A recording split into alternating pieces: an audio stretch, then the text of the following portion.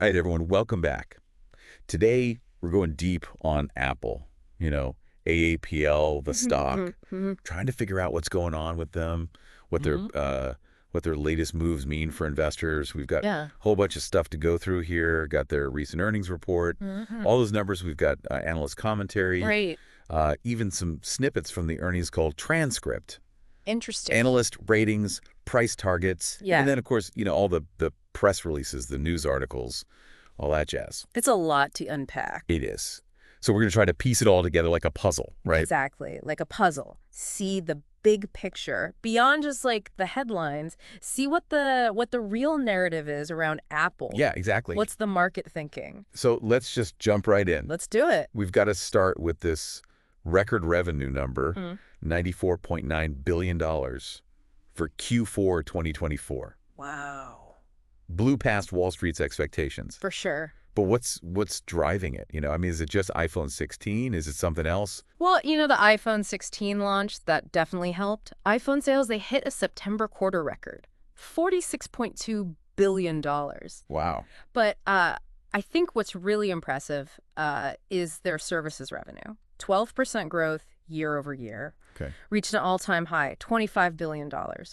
So they're not Well, just they're not as reliant on the hardware. exactly less reliant on the hardware. They're building up that recurring revenue stream. Right. And that's really good news for investors, when you see that kind of growth. Absolutely. Shows diversification. Yes, definitely. Shows they're not just a one-trick pony. Okay, but on the other hand, Hmm. their guidance for the December quarter is, low to mid single-digit revenue growth. Yeah. Not as exciting. Right. Should investors be worried about this? Like, is this a slowdown? Yeah, it's something to keep an eye on for sure. Yeah. This cautious guidance coupled with Hey. relatively flat performance in China year over year Right. has made some investors a little bit nervous. China's huge for Apple. Well, huge, yeah, crucial market for them. Yeah. So any weakness there, and that can ripple out and impact their global performance. Makes sense. Okay, speaking of ripples, there's been a lot of buzz around this Apple Intelligence, Well, that's a buzz. this new personal intelligence system they're rolling out. Yeah, it's a big deal. Seems like it could be a game changer. I mean, Potentially, yeah. enhanced writing tools, a smarter Siri, more intuitive Photos app. Yeah, smarter notifications, better organization. And they're even talking about integrating ChatGPT down the line. Wow. So could this be the thing? Could this send Apple's stock soaring? Well, Apple is they're going all in on this. Yeah. And it has the potential to really shake things up in a lot of industries. But it's important to remember that it's still early days. This staged rollout, that suggests they're being careful. They're testing the waters. They're testing the waters. They want to make sure the user experience is really solid before they push it out to everybody. Right. So some analysts are already saying it's going to be the next big thing. Yeah. But others are kind of like, we'll see. Right. It's too early to say for sure. Jury's still out. One thing that does seem certain, though, is Apple's financial strength. They've got cash. Oh, yeah.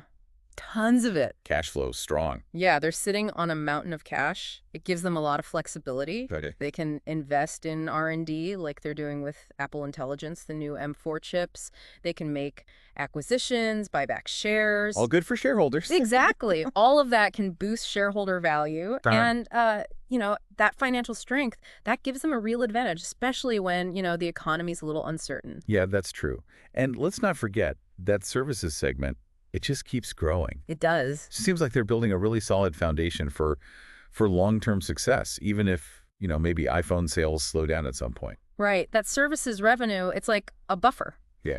If the hardware sales fluctuate, they've got that steady stream coming in. And it's more predictable, You can kind of count on it. So it makes them less vulnerable. Exactly. Yeah. But it's not all, sunshine and roses. Right. I mean, there's got to be some risks, some challenges out there. Oh, for sure. No company's perfect. Apple's got its share of things to worry about. Like what? What are we talking about? Well, the global economy, for one.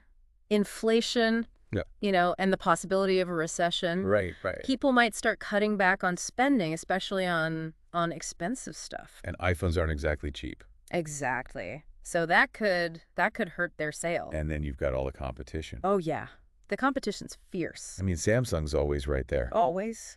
And then you've got those Chinese brands like Xiaomi, AAPL. Yeah, they're coming on strong. They're offering a lot of features for a lower price. They are. So Apple's got to stay on top of their game.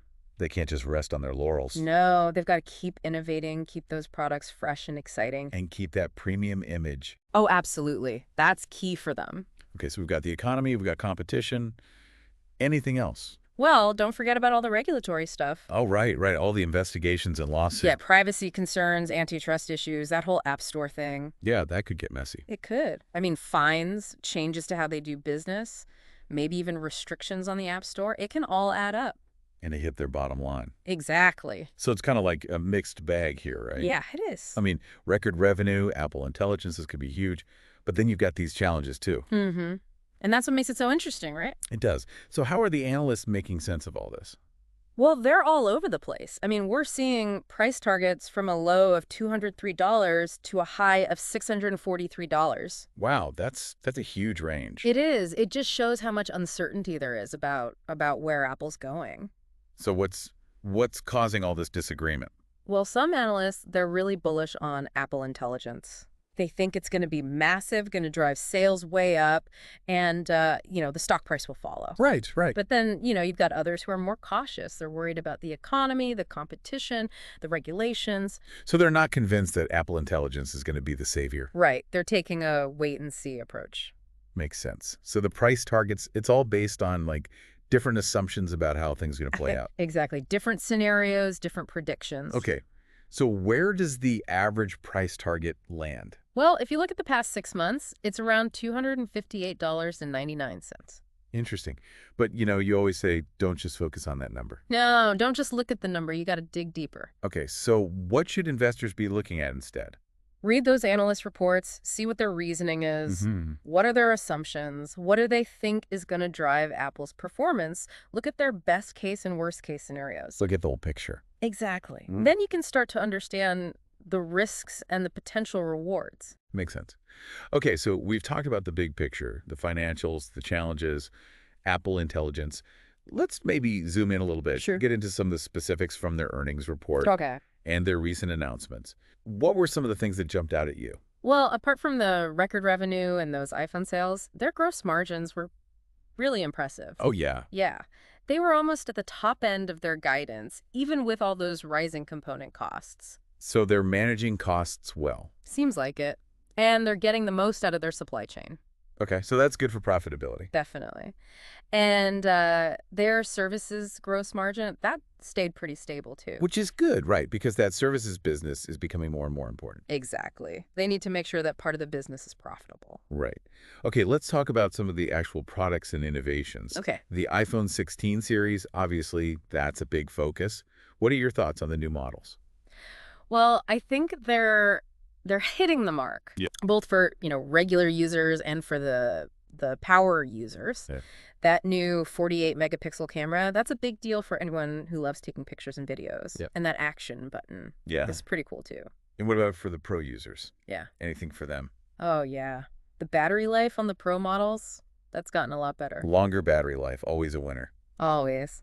And then there are those new M4 chips for the Macs. Oh, right. The M4, the M4 Pro, the M4 Max. Yeah, they're talking about major performance improvements, better AI capabilities.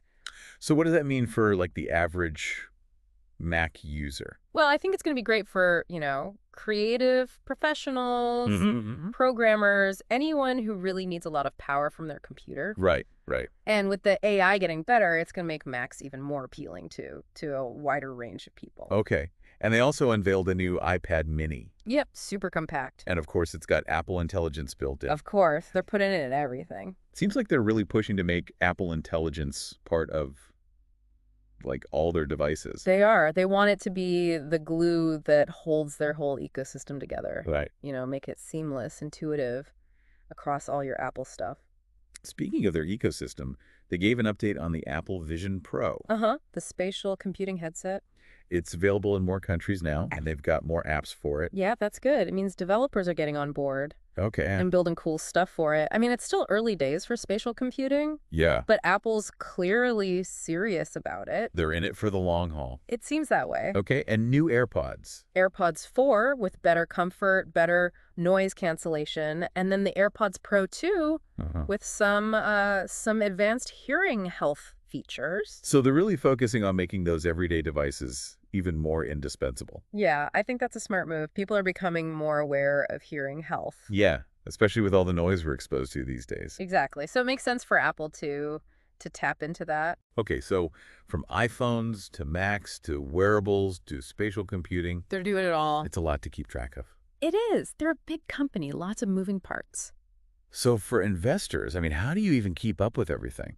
Well, that's why it's important to stay informed, to do your research.